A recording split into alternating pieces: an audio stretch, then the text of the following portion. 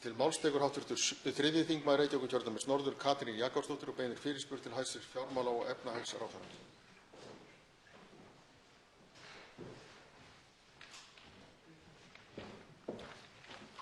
Herra forseti. Nú fyrir helgina birti Kjarninn fréttaskýringu upp úr staðtölum frá ríkisskattstjóra þar sem farið er yfir dreifingu fjármagnstekna í landinu. Þar kemur fram að fjármagnstekjur hafi aukist töluvert á undanförnum árum og hafi verið á árinu 2015 95,3 milljarðar kr. Það sem vekur athygli í þessum tölum er að 44% þessara tekna, fjármagnstekna, fóru til ríkasta 1% landsmanna.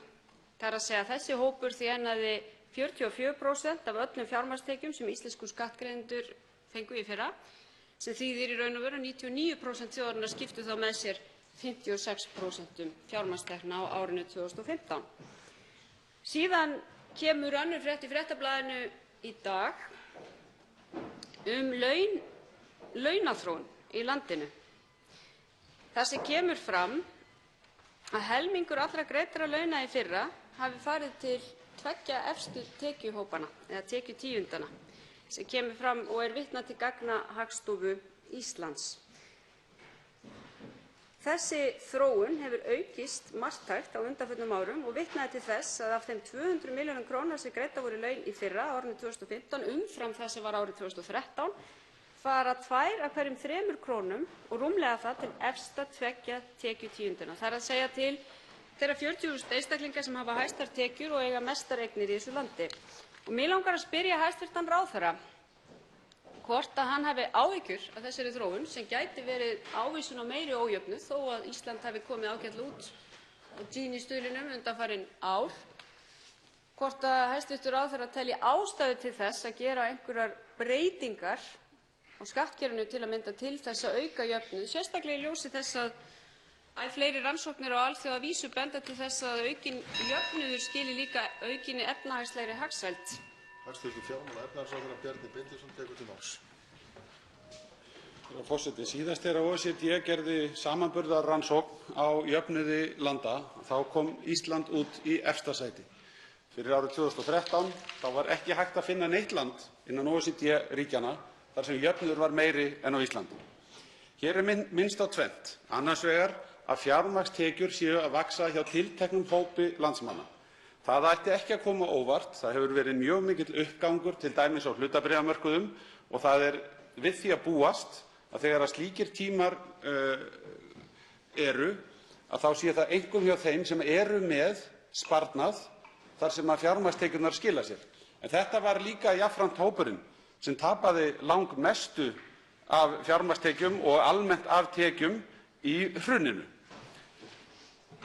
Hér er sömuleiðis vísað til þess að það sé ójöfn aukning í tekjum undanfarin ár og vísað í ákveðna frétt í því samhengi. Í sömu frétt kemur fram að eignir allra landsmanna hafi vaxið á bilinu 13 til 20%. 13 til 20%, eignir allra tekjutíunda. Það eru stórkostlega jákvæðar fréttir. Það eru fréttir sem eru langt umfram það sem aðrar þjóðir hafa svo mikið sem væntingar um. Það eru góðar fréttir, það eru fréttir góðæri á Íslandi og það eru fréttir það að aukin hagsæld okkar er að skila sér til allra. En við eigum hins vegar að fylgjast með því sem hv. þingmaður segir, að það skili sér til allra og sem betur fyrir hefur það gert það. Laun hafa já hækkað líka hjá þeim tekjuhæstu, en það var einmitt hv. þingmaður sem kom hingað upp til dæmis í læknadeilunni og talaði fyrir því að við hækkuðum laun þeirra sem hæst hafa launin, sérfræðingunum á spítölunum og öðrum slíkum, þannig að kjörin yrðu sambærileg við það sem best gerist annars staðar. Þegar við berjumst fyrir slíkri stefnu þá erum við já að hækka laun þeirra sem mest hafa og hafa það best.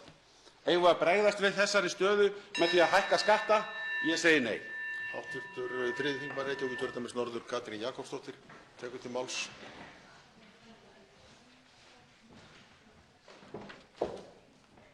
Ég þakka hæstv. Ráðherra skýr svör að því leytinu til að hann vill ekki bregðast við því að við gætum verið að sjá fram á aukinn ójöfnuð í landinu. Það er alveg rétt. Hæstv. ráðherra vitnar hér í tölur frá 2013 og 2014. Við erum að tala um að þessi þróun er að eiga sér stað á árunum 2014 til 2015. Og það er rétt að það er efnahagslegur uppgangur, en þessar tölur sýna, svo ekki verður um villst, að honum er ekki skipt með jöfnum hætti. Honum er ekki skipt með jöfnum hætti.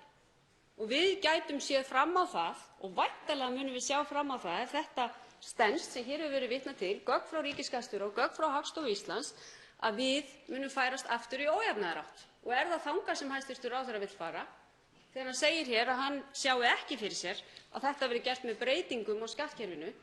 Telur hann ekki að það sé eðlilegt að nýta það til þess að jafna hér kjör í landinu, sérstaklega í ljósi þess sem ég vitnaði hér til áðan, að jöfnuðurinn snýst ekki bara um einhverja pólitíska kreppu, hann snýst um aukna efnahagslega hagsæld heilt yfir. Og það getum við séð bara með því að bera okkur saman við önnur lönd þar sem mikill jöfnuður ríkir og þær rannsóknir sem hafa verið gerðar. Þannig að ég held að það sé full ástæða til að staldra við og hafa áhyggjur af því hvert við erum að stefna þegar við sjáum svona tölur. Hv. 11. þingmaður Reykjavíkurkjördæmis suður, Óttarr Proppé. Forseti ætlaði nú að en gerði forseti tilraun til þess að greiða fyrir þingstörfum með þeim hætti að klippa á umræðu algjörlega að tilefnislausu og biðst velvirðingar á því. Hæstv. fjármála- og efnahagsráðherra Bjarni Benediktsson tekur til máls. Þakka fyrir það, virðulegi forseti.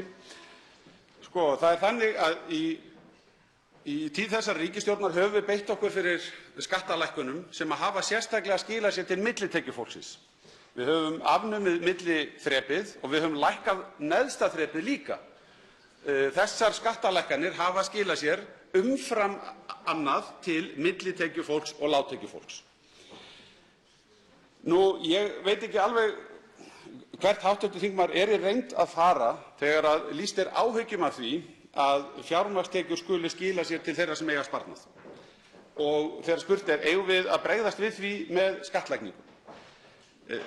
Næsta skref við þetta er í raun og veru bara að segja að við viljum ekki að fólk sé að kaupa hlutabréf eða verðbréf eða yfir höfuð að hafa fjármagnstekjur vegna þess að það kynni mögulega að auka ójöfnuð.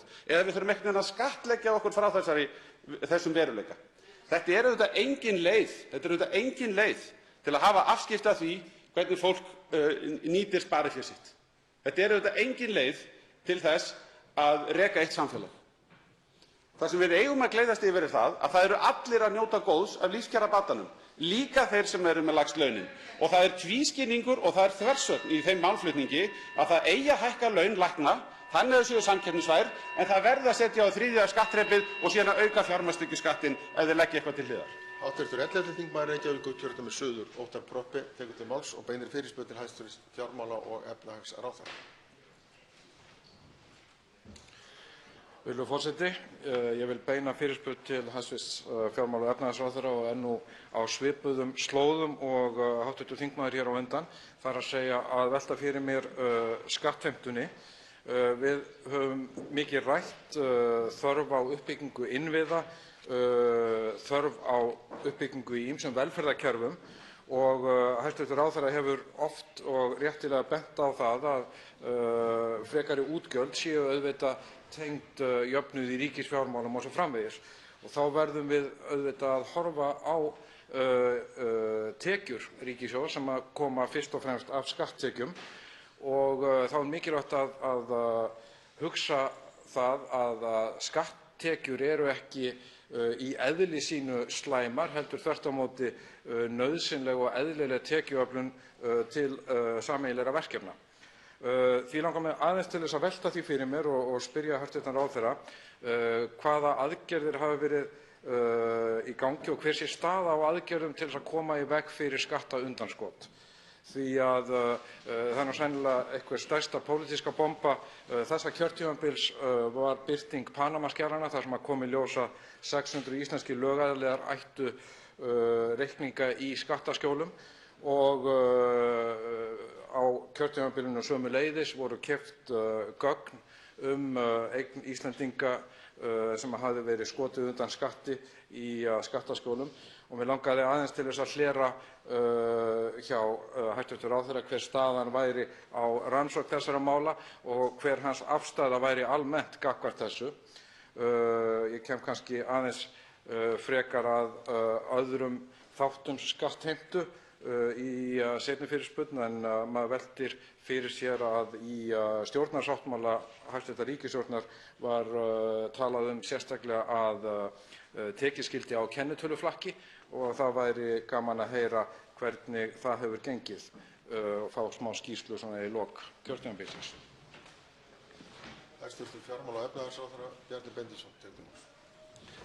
Virðulegi forseti. Fyrst örstutt tekjur ríkissjóðs, skatttekjur og aðrar tekjur. Þær hafa farið mjög vaxandi. Þær hafa vaxið ár frá ári.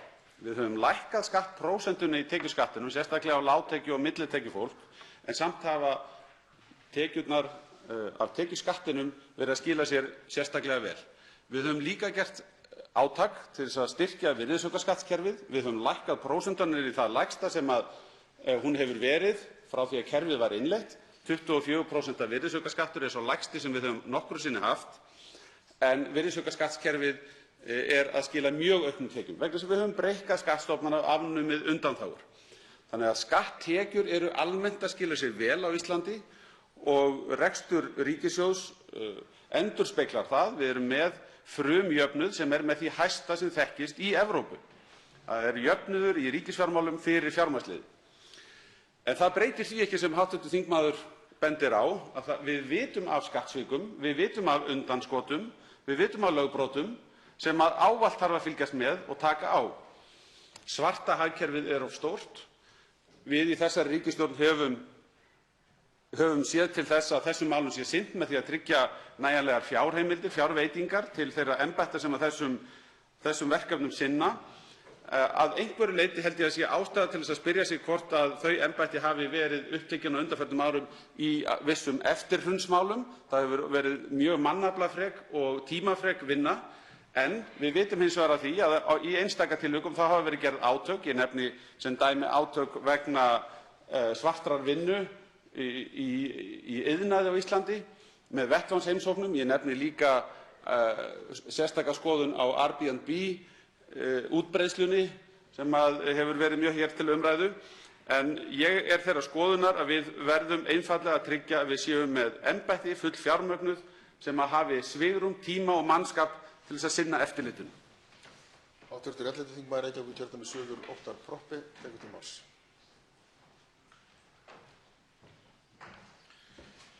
Virðulegur forseti, ég vil taka undir að mönnun og fjármögnun embætta skiptir mjög miklu máli, en það skipta reglur líka og þess vegna minntist ég aðeins á það í fyrir fyrirspurnum hvað hefði verið gert til þess að sporna við kennitöluflakki og hvort að það hefði verið einhver marktæk niðurstaða úr þeirri vinnu. Nú, við vitum það að hinn almenni Íslendingur, hann greiðir skatta og það hefur gengið ágætlega að innheimta af honum tekjuskatta og virðisaukaskatt. En engu að síður þá búum við það kerfi að það eru sumir sem komast eiga möguleika á því að nýta sér skattaskjól. Það eru sum fyrirtæki sem hafa möguleika á því að nýta sér þunna eiginfjármögnun og ég held að það sé nokkuð ljóst að það ríkir ekki mikil sátt það fyrirkomulag. Mig langar að ítreka spurninguna til hæstv. ráðherra aðgerðir gegn kennitöluflakki og hvort að hann sé ekki sammála mér það að það sé lykilatriði ekki bara þegar kemur að almenningi heldur líka fyrirtækjum og þeim sem sérstaklega hafa tækifæri til að hafa með þeim eftirlit. Hæstv. fjármála- og efnahagsráðherra Bjarni Benediktsson tekur til máls. Virðulegi forseti, það eru viss mál sem hafa sérstaklega beinst að einstaklingsrekstri, smærri fyrirtækjum og kennitöluflakki. Ég nefni sem dæmi hnappinn svokallaða sem ætlað er að einfalda samskipti fyrirtækja við eftirlitsaðila og þar sem gengið út frá því að þeir sem ekki skila sínu verði afmáðir á skrá og að eftirlitið sé einfaldað og aukið.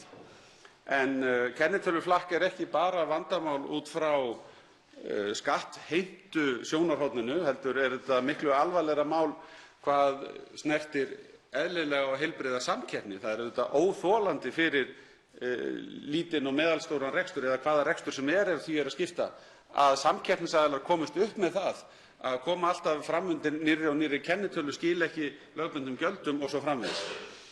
Að öðru leyti, hvað varðar aflandsfélög, þá þekkja menn það. Við höfum lagt hér inn ítrekað tillögur, frumvörp, og ég mun á næstu dögum sömuleiðis skila skýrslu þau mál sem ég boðaði í vor varðandi umfang þeirra mála. Þá tekur til máls hv. 9. þingmaður Reykjavíkurkjördæmis suður, Helgi Hjörvar, og beinir fyrirspurn til hæstv. fjármála- og efnahagsráðherra. Virðulegur forseti. Það er rétt hjá fjármálaráðherra að í lok ríkisstjórnar Jóhönnu Sigurðardóttur var Ísland efst í jöfnuði í samanburðarlöndunum. En ég bið formann Sjálfstæðisflokksins að eigna sér ekki heiðurinn af þeim árangri. Því að hann náðist vegna þess að við fengum loksins 4 ár þar sem að Sjálfstæðisflokkurinn réði ekki för. Undir forystu Sjálfstæðisflokksins jókst ójöfnuður hröðum skrefum í aðdraganda efnahagshrunsins. Hann er aftur byrjaður að vaxa. Vill ekki formaður Sjálfstæðisflokksins vera hreinskilinn og segja einfaldlega að þetta sé stefna flokksins, að hann sé ánægður með þennan árangur, með aukin ójöfnuð? Því að hann hefur hækkað matarskatt á almenning en lækkað skatt á útgerðarmenn. Og þetta snýr ekki bara að tekjunum, virðulegur forseti. Ójöfnuður í eignaskiptingu vex líka. Efsti hlutinn eykur eignir sínar hlutfallslega, meira að segja hlutfallslega, helmingi meira heldur en lægri hluti. Og þá hljótum við að spyrja virðulegan fjármálaráðherra eignaskatt ríkasta fólksins á Íslandi. Hvers vegna hann var ekki framlengdur?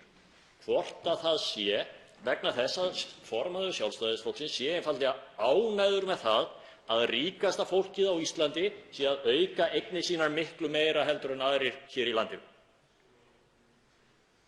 Sýna þessar tölur ekki svart á hvítu, hæstv. fjármálaráðherra, að ríkustu 5.000 heimilin í landinu hefðu vel geta haldið áfram að borga 10 milljarða í ríkissjóð á hverju ári til þess að standa straum af uppbyggingu á Landspítalanum, öflugra heilbrigðiskerfi og sterkari lífeyristryggingu? Eða var þetta bara meðvituð stefna flokksins það að auka á ójöfnuð, ekki bara í tekjuhlutanum heldur líka í eignamynduninni, stuðla að því að efnaðasti hlutinn á Íslandi efnist hraðar heldur en allir aðrir hér í landinu? Hæstv. fjármála- og efnahagsráðherra Bjarni Benediktsson tekur til máls. Virðulegi forseti, mér finnst þessi ræða vera ágætur vitnisburður það að Samfylkingin er hvorki með neina hægri hlið eða orðið nokkra miðju. Hún er bara orðin harðsvíraður vinstri flokkur. Fyrsta lagi, því var lofað af fjármálaráðherra Samfylkingarinnar að auðlegðarskatturinn yrði afnuminn. Þau myndu láta renna út, eins og lofa sérstakt loforð fyrir kosningar. En nú á að berja á þeirri ríkisstjórn sem hér situr fyrir að hafa ekki framlengt skattinn. Í öðru lagi, menn spyrja, af hverju segið þið ekki bara beint út að þið viljið að sumir hafi það betra en aðrir? Ég segi bara á móti, af hverju segið þið ekki bara það beint út að ef sumum mun ganga eitthvað betur en öðrum, þá er það ykkar stefna að jafna þann mun aftur með sköttum? Segið það bara beint út. Það má enginn hafa það betra en annar. Það er sanngjarnt að þá sé staðan jöfnuð með sköttum. Af hverju segið þið ekki bara beint út? Við erum ekki slíkur flokkur. Við ömumst ekki við því þó sumum gangi betur en öðrum. Það er bara þannig. Við viljum sanngjarnt skattkerfi sem að tryggir að allir skili sínu. Þannig er tekjuskattskerfið í dag. Menn skila hærra hlutfall af launum eftir því sem launin eru hærri. Og varðandi eignaskatta þá er það þannig að hvarvetna er verið að afnema þá. Hvarvetna verið að afnema þá. Nú væri ágætt að vita hvort menn væru að boða það hér að taka ætti upp að nýju eignaskatta. En það var nefnd sem sérstök réttlæting fyrir auðlegðarskattinum á sínum tíma, hann væri einungis tímabundinn, og það var rökstuðningurinn í Hæstarétti þegar látið var reyna á stjórnskipulegt gildi hans að hann ætti að halda einmitt fyrir það að hann var tímabundinn. Okkar skattatillögur hafa miðað að því að létta undir með millitekjufólkinu, lágtekjufólkinu og þeir sem hafa haft meira milli handanna, þeir eru að greiða meira en aðrir. Hv. 9. þingmaður Reykjavíkurkjördæmis suður, Helgi Hjörvar, tekur til máls. Virðulegur forseti. Auðvitað hafa einhverjir það betra en aðrir. Þannig hefur það alltaf verið og þannig mun það alltaf vera. Spurningin hér er hvort að Alþingi og ríkisstjórn beita sér fyrir því að auka á þann ójöfnuð, að láta þá tekjuhærri hafa stærri hluta af kökunni, að láta þá ríkustu hafa stærri hluta af eignunum heldur en alla aðra. Og þess vegna verður Bjarni Benediktsson, formaður Sjálfstæðisflokksins, að svara því hreint út hvort að það sé ekki ljóst af þeim tölum sem nú hafa verið birtar að auðlegðarskatturinn sem 5.000 ríkustu heimilin í landinu greiddu hefði getað fyllt höftunum eins og hann átti alltaf að gera, vera framlengdur með höftunum allt þetta kjörtímabil og skila þannig tugum milljarða í sameiginlega sjóði og dregið úr þeim aukna ójöfnuði sem við erum að horfa á hér á þessu kjörtímabili. Hæstv. fjármála- og efnahagsráðherra Bjarni Benediktsson tekur til máls. Virðulegi forseti, það sem við töldum rétt að gera var einfaldlega það að skattar sem höfðu verið kynntir til sögunnar sem tímabundnir skattar, þeir myndu renna sitt skeið.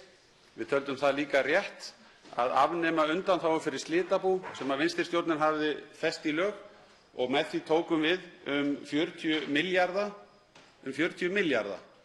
af slitabúum og fjármálafyrirtækjum sem við hækkuðum skattana á.